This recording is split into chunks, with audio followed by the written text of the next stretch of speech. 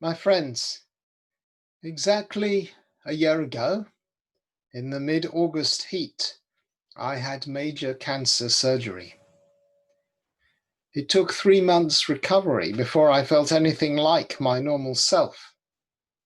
And that's why, for the first time in my life, on Saturday mornings, I started to tune in to online services. It was the most amazing feeling to be able to experience praying with a congregation from my own living room. Some communities, especially the LDS, were much better than others about acknowledging the presence of online viewers. But back then, the service was really for the people in the synagogue, and the rest of us were just online spectators, often forgotten about. Of course, that all has completely changed now. In April, the synagogues were closed and everything went online. And so this morning, it's you, the online viewer, each one of you, who's the center of attention. Synagogue services, which are at the core of Jewish life, are now present not in the synagogue, but in our homes.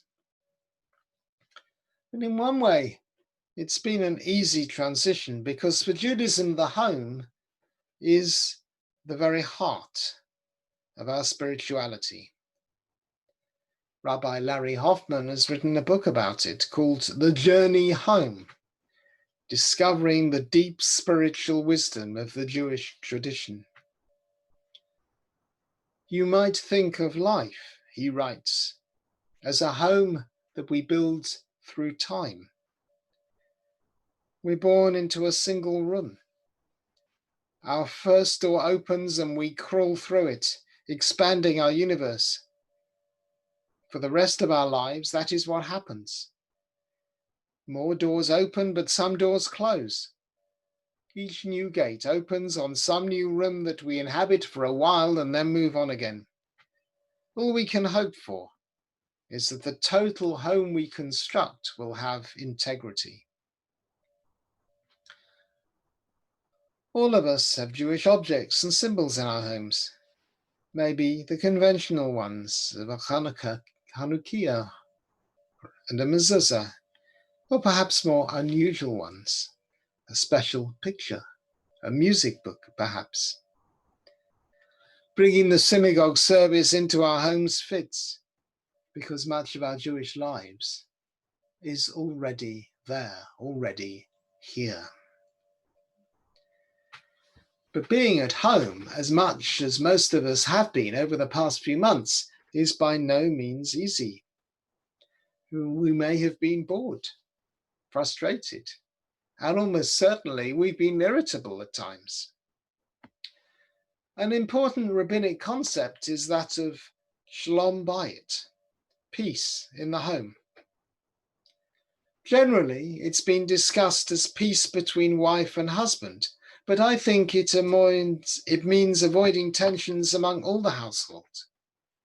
And indeed, for those of you who live alone, being at peace with yourself. Shalom Bayit, a peaceful home, is not a phrase from the Torah, but from our rabbis. And it's first found in a very tiny bit of Talmud, which discusses what was in those days the very minor festival of Hanukkah. What do you do, our rabbis asked, if you can't afford both to light your home and to light your Hanukkah candles, which in those days were displayed outside the house? The answer is the light for the home takes priority, and the reason is Shalom Bayit, peace in the home. In other words, don't create a possible cause of tension and difficulty, yet alone lack of safety, if you don't have to.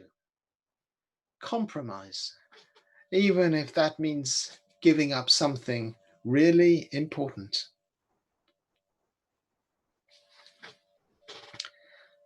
You've heard me talk this morning as I explained our readings about the power of ideas to harness or pull in other ideas. Helping your brother leads on to helping others. Distributing water leads on to learning and teaching Torah and praising God. In the same way, I think the idea of Shalom Bayit, a peaceful home, marks the beginning of building a peaceful society. Work for peace first in your home, then in your street, and then in your town. It's not just at home. The peaceful relationships are important. We need good relationships in our working lives, in our offices, in our consumer experiences, in our public life, and in our politics. In the video made for Oxford alumni back in May, the University Vice-Chancellor, Professor Louise Richardson, interviewed Professor Richard Cornell on the remarkable work the university has been doing on COVID-19, including the search for a vaccine. It's just incredible, Professor Cornell kept saying, how many plans we were able to put together and even fund in just a few days. It's amazing how just about anything is possible when we all pull in the same direction. That's a great example of Shalom Bayit in action. Everybody pulling in the same direction to help us get through the crisis. But there's one line in our Torah reading this morning which always bothers me, where it says the poor will never cease from out of the land. Historically, it's been true. But does it have to be true?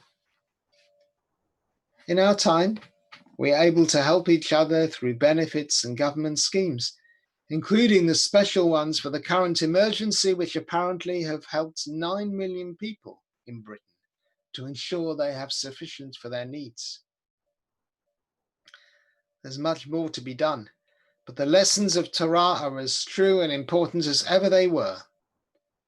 Reach out and help others. In fact, it's such a common phrase these days, isn't it? Reach out. Well, now we've heard this morning where that phrase originally comes from, our Torah reading. Open your hand. Give generously, in bad times and in good times.